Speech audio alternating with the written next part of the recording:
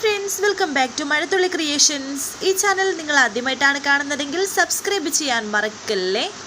അർച്ചനയുടെ അരികിലേക്ക് നന്ദൻ വരുന്നുണ്ട്. ഇപ്രാവശ്യം ഒരു കാര്യം തുറന്നു പറയാനായിട്ട് തന്നെയാണ് വന്നിരിക്കുന്നത്. പലതവണ അർച്ചനയോട് ഈ കാര്യം പറയാനായി നന്ദൻ വന്നതായിരുന്നു. അപ്പോഴൊക്കെ ആരെങ്കിലും അർച്ചനയുടെ അരികിൽ കാണും. അതുകൊണ്ട് തന്നെ ഈ കാര്യം അർച്ചനയോട് നന്ദന് പറയാനും സാധിച്ചിരുന്നില്ല. എന്നാൽ ഇത്തവണ ഈ കാര്യം അർച്ചനയോട് തുറന്നു പറയണമെന്ന് കരുതിയാണ് നന്ദൻ വന്നിരിക്കുന്നത്. എന്താണെന്ന് അർച്ചന കാര്യം തിരക്കുമ്പോൾ നന്ദൻ പറയുന്നുണ്ട്, അർച്ചനയ്ക്ക് ഇതിൽ എന്തെങ്കിലും ചെയ്യാൻ കഴിയുമോ എന്ന് എനിക്ക് അറിയില്ല. പക്ഷേ ആർക്കെങ്കിലും എന്തെങ്കിലും ചെയ്യാൻ കഴിയുമെങ്കിൽ അത് അർച്ചനയ്ക്കായിരിക്കും. അവന്തികയും ഞാനും ഇനി മുന്നോട്ട് പോവില്ല. അവന്തിക ആത്മഹത്യ ചെയ്യാൻ കാരണക്കാരനും ഞാൻ തന്നെയാണ്. എത്രയോ ദിവസമായി അർച്ചനയുടെ കാര്യം ഞാൻ പറയണമെന്ന് വിചാരിച്ചതാ. ഞങ്ങൾ തമ്മിലുള്ള ബന്ധത്തെക്കുറിച്ച് അർച്ചനയ്ക്ക് അറിയാമല്ലോ. എത്ര കാലമായി ഇത് മുന്നോട്ട് പോകുന്നത്. അതുകൊണ്ട് ഞാനൊരു തീരുമാനത്തിലെത്തി. ഞാനൊരു ഡിവോഴ്സ് പെറ്റീഷൻ മൂവ് ചെയ്യാൻ പോവുകയാണ്. ഡിവോഴ്സ് പെറ്റീഷൻ തയ്യാറാക്കി ഞാനതിൽ ഒപ്പിട്ട് അവന്തികയെ ഏൽപ്പിച്ചിട്ടുണ്ട്. പക്ഷേ അവൾ ഇതുവരെ അതിൽ ഒപ്പിട്ടില്ല. ഒപ്പിടുമോ എന്നും എനിക്കറിയില്ല. ഇപ്പോൾ തീരുമാനിച്ചതല്ല, എത്രയോ നാളുകളായി എൻ്റെ മനസ്സിൽ കണക്ക് കൂട്ടിയെടുത്ത തീരുമാനമാണ് ഇതൊക്കെ. ഇതിൽ എനിക്കെന്താണ് റോൾ, ഞാൻ എന്താണ് ചെയ്യേണ്ടത് എന്ന് അർച്ചന ചോദിക്കുന്നു. അച്ഛനോട് ഈ കാര്യം എനിക്ക് പറയാൻ കഴിയില്ല. അച്ഛന് വേണം അർച്ചനെ കൊണ്ട് ഇത് സമ്മതിപ്പിക്കാൻ. അച്ഛൻ ആരുടെയെങ്കിലും വാക്ക് ചെവി കൊടുക്കുന്നുണ്ടെങ്കിൽ അത് അർച്ചനയുടെ വാക്കുകളാണെന്ന് പറയുന്നു. തന്തേട്ടൻ എന്താ ഈ പറയുന്നതെന്ന് അർച്ചന. എന്റെ കാര്യം അർച്ചനയ്ക്ക് അറിയില്ലേ. എന്തുകൊണ്ടാണ് ഞാൻ അവന്തികയെ വെറുക്കുന്നത് എന്ന് അർച്ചനയ്ക്ക് അറിയില്ലേ. എനിക്കിതെങ്ങനെ അച്ഛനോട് പറയാൻ കഴിയുന്നത്? അഥവാ പറഞ്ഞാൽ തന്നെ അച്ഛൻ ഇതിനെ സമ്മതിക്കുമെന്ന് എന്താ ഉറപ്പ്? അച്ഛൻ ഒരിക്കലും ഇതിനെ സമ്മതിക്കുമെന്ന് തോന്നുന്നില്ല. കഴിഞ്ഞതെല്ലാം മറന്ന് അവന്തികയോടൊപ്പം സന്തോഷമായി ജീവിക്കണമെന്ന് ഞാൻ പറയില്ല. എനിക്കറിയാം നന്ദേട്ടൻ അനുഭവിച്ച ആ ഒരു വേദന. എന്റെ ജീവിതം ഇപ്പോഴും എനിക്കൊരു മരവിപ്പ് മാത്രമാണ്. രാവിലെ ഓഫീസിലേക്ക് പോകുന്നു, തിരിച്ചു വരുന്നു, ആഹാരം കഴിക്കുന്നു, കിടന്നുറങ്ങുന്നു. പിന്നെയും ഇതുപടി തുടരുന്നുണ്ട്. എനിക്കൊന്നും ചെയ്യാനില്ല. ആത്മഹത്യക്ക് വരെ ഞാൻ ചിന്തിച്ചിട്ടുണ്ട്. പക്ഷേ അത് ചെയ്യാനുള്ള ധൈര്യം എനിക്കില്ല. ഇങ്ങനെ പോയാൽ ഞാൻ വല്ല ഡിപ്രഷനിലുമായി പോകും. ഒരു മെന്റൽ പേഷ്യന്റ് ആയെന്ന് വരും. അതിനു മുന്നേ എനിക്ക് ഇതിൽ നിന്ന് പുറത്ത് കടന്നേ പറ്റൂ. അതിന് ഇതല്ലാതെ മറ്റൊരു വഴിയില്ല എൻ്റെ മുന്നിൽ. ഇവരുടെ സംസാരം അവന്തിക കേൾക്കുന്നുണ്ട്. അത് ശരി, അപ്പോൾ എന്നെ പേടിപ്പിക്കാൻ വെറുതെ ഉണ്ടാക്കിയതല്ല ഇത്. എന്നെ ഡൈവോഴ്സ് ചെയ്യാൻ തീരുമാനിച്ചുറപ്പിച്ചതാണ്.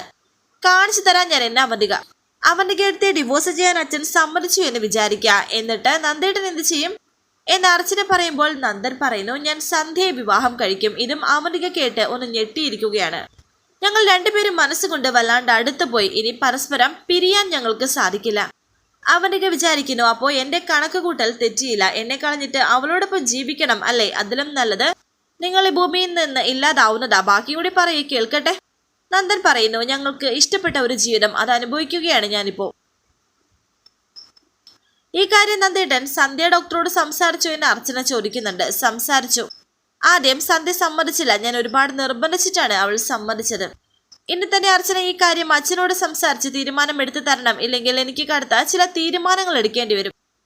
എനിക്ക് ഈ വീടും നിങ്ങളെയും എല്ലാം ഉപേക്ഷിച്ച് പോകേണ്ടി വരും.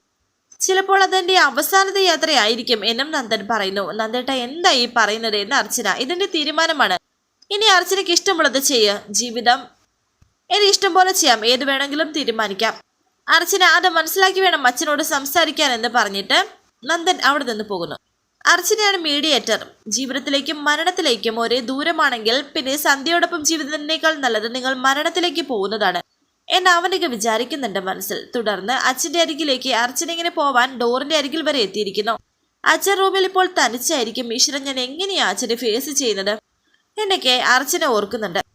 അങ്ങനെ ഇപ്പോൾ അർച്ചന ഡോറ് തുറന്ന് അകത്തേക്ക് പോകുന്നു. ഇതും അവന്തിക കാണുന്നു. എന്ത് പറ്റി അച്ഛന്റെ മുഖം വല്ലാണ്ടിരിക്കുന്നു എന്ന് അർച്ചന ചോദിക്കുമ്പോൾ ഒന്നുമില്ല. എപ്പോഴും മനുഷ്യന്റെ മുഖം ഒരുപോലെ ഇരിക്കില്ലല്ലോ. ചിലപ്പോഴൊക്കെ സന്ദർഭത്തിനനുസരിച്ച് മാറിക്കൊണ്ടിരിക്കും എന്ന് അച്ഛൻ പറയുന്നു. അവന്തിക വിചാരിക്കുന്നു, ഇത് അവൾ അച്ഛനോട് പറയാൻ തന്നെയായിരിക്കും പ്ലാൻ. എങ്ങനെയും അത് തടഞ്ഞേ പറ്റൂ. ഒരു വഴി ഓർക്കുകയാണ് അവന്തിക. ഇതേസമയം സേതു അർച്ചനയോട് പറയുന്നു, ആഗ്രഹങ്ങളെല്ലാം സാധിച്ചു മരിച്ച ഏതെങ്കിലും ഒരു മനുഷ്യൻ ഈ ലോകത്തുണ്ടോ?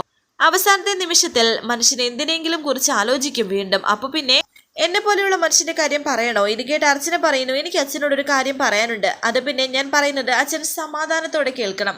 സമാധാനം കേൾക്കാൻ നല്ല കാര്യമാണ്. ഈ ലോകത്ത് എല്ലാവരും അന്വേഷിക്കുന്നത് സമാധാനമാണ്. ഏതെങ്കിലും സീരിയസ് മാറ്റർ ആണെങ്കിൽ മാത്രമേ സംസാരിക്കുമ്പോൾ നിനക്ക് ഈ മുഖം ഒരു ആവശ്യമുള്ളൂ. പറയേ, എന്താണ് പറയാനുള്ളത് എന്ന് സേതു ചോദിച്ചു. എന്നാൽ ഇതേസമയം അർച്ചനയുടെ കുഞ്ഞുമായി താഴേക്ക് ഇറങ്ങി വരികയാണ് അവന്തിക. എന്നിട്ട് അവന്തിക കുഞ്ഞിനെ നുള്ളി കരയിപ്പിക്കുകയാണ്. കുഞ്ഞിനെ കരച്ചിൽ മാറ്റുന്നത് പോലെ അവന്തിക കുഞ്ഞിനെ താഴേക്ക് കൊണ്ടുവന്നിട്ട് ഡോറ് തുറന്ന് അകത്തേക്ക് വരുന്നു. അർച്ചന ഇതേ മുറിയുടെ അടുത്തൂടെ വന്നപ്പോൾ കുഞ്ഞു വല്ലാണ്ട് കരച്ചിലാണ്. ഞാൻ എടുത്തിട്ടും കരച്ചിൽ നിർത്തിയില്ല, അതാ ഇങ്ങോട്ട് എടുത്തോണ്ട് വന്നത് എന്ന് അവന്തിക. അങ്ങനെ അർച്ചന കുഞ്ഞിനെ എടുത്ത് കരച്ചിൽ നിർത്താൻ ശ്രമിക്കുന്നു. മോളെ കരയിപ്പിക്കാതെ കൊണ്ടുപോയി മുറിയിൽ കിടത്ത്. നിന്നെ കാണാത്തോട് കരഞ്ഞതായിരിക്കും എന്നൊക്കെ അച്ഛൻ പറയുന്നുണ്ട്. നീ അച്ഛനോടെല്ലാം പറയാൻ തുടങ്ങുകയാണെന്ന് എനിക്ക് മനസ്സിലായി. അത് മുടക്കാൻ നിന്റെ കൊച്ചിനെ തന്നെ എനിക്ക് കരയിക്കേണ്ടി വന്നു എന്ന് വിചാരിച്ച് അവന്തികയും അവിടെ നിന്ന് പോകുന്നു. തുടർന്ന് സ്നേഹിക്ക് വേണ്ടി എന്തൊക്കെയോ ഉണ്ടാക്കി കൊടുക്കുകയാണ് ധനുഷ്. ഇപ്പോൾ മാങ്ങയിൽ ഉപ്പും മുളകും ഒക്കെ ഇട്ട് മിക്സ് ചെയ്തിട്ടാണ് സ്നേഹിക്ക് വേണ്ടിയിട്ട് ധനുഷ് തയ്യാറാക്കുന്നത്. അരികിൽ തന്നെയുണ്ട് സ്നേഹിയും.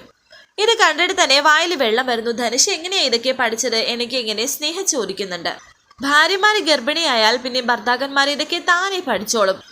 ഭർത്താക്കന്മാർ ഭാര്യയ്ക്ക് സന്തോഷപൂർവ്വം ഉണ്ടാക്കി കൊടുക്കുന്ന ഒരു മിക്സാണ് ഈ മാങ്ങാ മിശ്രം.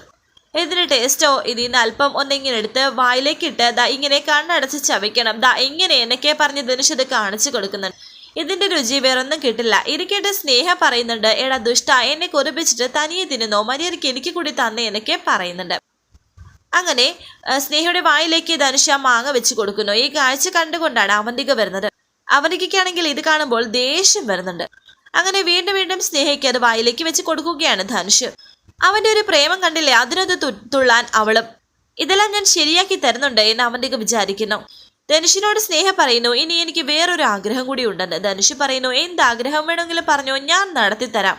ഗർഭിണി എന്ത് ആഗ്രഹിച്ചാലും അത് സാധിച്ചു കൊടുക്കണമെന്നാ പറയുന്നത്. അതുകൊണ്ട് പറയേ, ഇനി നിനക്ക് എന്താ വേണ്ടത്? എനിക്കൊരു മസാല ദോശ വേണമെന്ന് സ്നേഹ. അത് പാഴ്സൽ വാങ്ങിയാൽ പോരാ, നമ്മൾ അവിടെ പോയിട്ട് ഒരുമിച്ച് കഴിക്കണമെന്നും സ്നേഹ പറയുന്നു. നമുക്ക് വൈകിട്ട് തന്നെ പോകാമെന്ന് ധനുഷും. അവിടെ ഒരു കൊതി ഞാൻ തീർത്ത് തരുന്നുണ്ട്. നിന്റെ ഈ ഗർഭം ഞാൻ കലക്കും. ഈ കുഞ്ഞിനെ പ്രസവിക്കാൻ ഞാൻ സമ്മതിക്കില്ല എന്നും അവന്തിക മനസ്സിൽ വിചാരിക്കുന്നുണ്ട്. ഇതിന് ഞാൻ നിനക്ക് മറുപടി തരുന്നുണ്ട്, എല്ലാം ഞാൻ നിർത്തിത്തരാം എന്നൊക്കെ അവന്തിക. വീണ്ടും സ്നേഹയുടെ വായിലേക്ക് ധനുഷ് ഇത് വെച്ച് കൊടുക്കുന്നു. ശേഷം കാണിക്കുന്നത് രാത്രിയായിരിക്കുന്നു. സേതു ആണെങ്കിൽ ഇങ്ങനെ മുറിയിൽ കിടക്കുകയാണ്. അവിടേക്കാണ് അർച്ചന വീണ്ടും വരുന്നത്. അച്ഛന് ഗുളിക കൊടുക്കാനായിട്ട് വരികയാണ്. മുറിയിലല്ല കിടക്കുന്നത്, മുകളിൽ സോഫയിൽ ഇരിക്കുകയാണ് മയങ്ങി. ഇത് എന്ത് പറ്റി, അച്ഛൻ കിടക്കുന്നില്ലേ എന്ന് അർച്ചന ചോദിക്കുന്നുണ്ട്. അച്ഛന് ക്ഷീണം വല്ലതും ഉണ്ടോ എന്നിങ്ങനെ ചോദിക്കുമ്പോൾ, പ്രായം കൂടുമ്പോൾ മനുഷ്യനും ശരീരത്തിനും ക്ഷീണം കൂടുമെന്ന് സേതു. ഡോക്ടറെ കാണാമെന്ന് അർച്ചന. അച്ഛൻ എന്ത് പറ്റി, അച്ഛൻ എന്താ ഇങ്ങനെയൊക്കെ സംസാരിക്കുന്നത് എന്ന് അർച്ചന ചോദിക്കുകയും ടാബ്ലറ്റ് കൊടുക്കുകയും ചെയ്യുന്നുണ്ട്. ഞാൻ ഇപ്പോൾ തന്നെ ആ ഡോക്ടറെ വിളിച്ച് നാളത്തേക്ക് ഒരു അപ്പോയിന്റ്മെന്റ് എടുക്കാം, ഇനി വെച്ച് താമസിപ്പിക്കേണ്ടെന്നും അർച്ചന പറയുന്നു.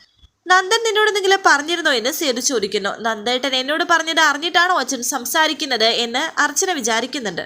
നന്ദൻ പറഞ്ഞ കാര്യം അർച്ചന ഓർക്കുന്നുണ്ട്. എന്താ നീ മിണ്ടാത്തതെന്ന് സേതു ചോദിക്കുന്നു. ഞാൻ ചോദിച്ചത് നീ കേട്ടില്ലേ എന്ന് ചോദിക്കുമ്പോൾ, എന്നോടൊന്നും പറഞ്ഞില്ല ഏട്ടൻ എന്നെ അർച്ചന പറയുമ്പോൾ സേതു ചോദിക്കുന്നു, അവൻ എന്തെങ്കിലും പ്രശ്നമുണ്ടോ? എന്തെങ്കിലും ഉണ്ടെങ്കിലും അവൻ നിന്നോടാണ് പറയാറെന്ന്. നന്ദേട്ടന് പ്രശ്നമുണ്ടെന്ന് അച്ഛനോട് ആരെങ്കിലും പറഞ്ഞു എന്ന് ചോദിക്കുന്നു. ചില കാര്യങ്ങൾ അനുഭവം കൊണ്ട് മനസ്സിലാക്കാൻ കഴിയുമെന്നും സേതു പറയുന്നുണ്ട്.